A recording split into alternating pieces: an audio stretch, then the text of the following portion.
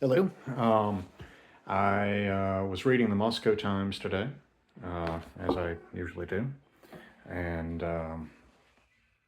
there was an editor's pick of an article that I had read, a couple of months back. It was posted, last month, June the 4th, entitled On a Train in Southern Russia, Fatigued Soldiers See No End in Sight to War. It's an interview. It was an impromptu interview with Russian soldiers returning. I can't remember if they were returning home from the war or returning to the war from home, but either way, it's an impromptu review by quote unquote Moscow Times reporter whose identity is being kept anonymous for obvious reasons. And I figured I'd read it. It's a little bit uncommon to find, certainly in the Western press, but even in the Russian dissident press, it's uncommon to find first-hand interviews from Russian fighters. The so the names of the protagonists have all been changed again for obvious reasons. But without further ado, I'll commence. It says, on a recent May afternoon, a Russian train trundles through the country's southwestern regions near the border with Ukraine. The train's dining car is packed with Russian soldiers. Some are heading to the front lines in Ukraine, where their country has been waging war for over 2 years, while others are returning home for a short leave. Most of them are drinking. Making war against the Ukrainians is tough, confesses Dima, a soldier in his 40s. It's like fighting against some of our own people. With his ice blue eyes, square jaw, and muscular arms, he looks like he stepped out of an old Soviet war movie. His face shows small wounds, the result of diving face down into a trench to escape a bomb dropped by a drone. As he sips samogan, a homemade vodka, he says he is a career soldier with experience in the Russian naval infantry in Syria and now on the Kherson front in southern Ukraine. Like the other Russian soldiers interviewed for the story, Dima's name has been changed due to the risk of repercussions. Dima has many relatives in Ukraine, some of whom are fighting on the side of Kyiv.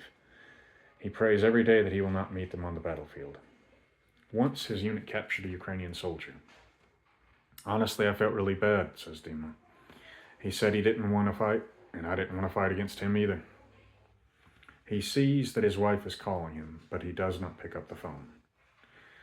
She would be able to tell from my voice that I'm a bit tipsy and would scold me, the soldier explains, smiling. He shows a photo of her and their 4 children. His expression turns gloomy.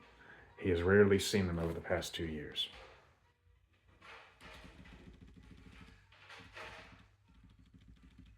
Opposite Dima sits a hefty soldier named Pavel. Before the full-scale invasion, Pavel worked as a senior specialist at one of Russia's largest companies. He enlisted in the military as a volunteer after he had been told that some of his relatives were killed by the Ukrainian soldiers at the start of the war. Today, his job is to manage anti-aircraft systems and plan offensives. Countless lives depend on his decisions, he says. I draw arrows on a map, and the soldiers move forward, Pavel explains after opening yet another beer. Sometimes Pavel finds himself in the difficult position of sending squads of men into an attack, well aware that their chances of survival are slim. It is a distraction tactic meant to pull the enemy force's attention from the main offensive taking place elsewhere. I can't tell the men, otherwise they wouldn't fight with the hope of winning, the soldier explains, his eyes glistening with emotion. And after all this, you don't sleep well, he says, pointing to the gray hairs on his head that have appeared in recent months. Because he had a high-paying job before the war, Pavel asked the military that his military salary be donated to an orphanage. I don't want to be paid to kill people, he explains. Some soldiers are visibly drunk. A misunderstanding sparks a fight between Dima and another passenger. It seems they are about to come to blows, but they calm down. They channel their tension into an improvised push-up competition between the dining car tables as the irritated waiters look on. The soldiers describe the front line as hell on earth. The losses on the Russian side are enormous. Hundreds each day, some of the men say. Drones sow death from the sky, finishing off wounded soldiers on the battlefield where they lay. Dima always keeps a grenade hanging from his belt. He would rather blow himself up than be captured and face torture. Many young guys I know are dead. They weren't even 30, says Yegor, a family man from the Republic of Tatarstan, in one of the passenger compartments. He was called up to fight during the partial mobilization of 2022.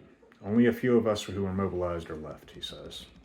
Last December, Yegor and his comrades were hiding inside a house in the Vuhledar, I don't speak Ukrainian, front in the Donetsk region when a tank discovered them and opened fire, wounding him in the leg.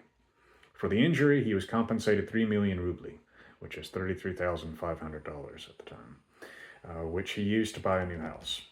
Despite having shrapnel still lodged in his leg and being diagnosed with PTSD, Yegor was deemed fit for service and is heading back to the front. If I didn't risk 5 years in prison for desertion, I would get off this train and go home. Even by foot, he confesses. This war is pointless. Back in the dining car, another soldier smiles bitterly as he explains that he is heading to the front. I probably won't make it this time, he says, pointing to the gunshot wound in his chest, which had not fully healed yet. Both Dima and Pavel say they do not doubt that Russia will eventually win, no matter how long it takes and no matter how many lives it costs.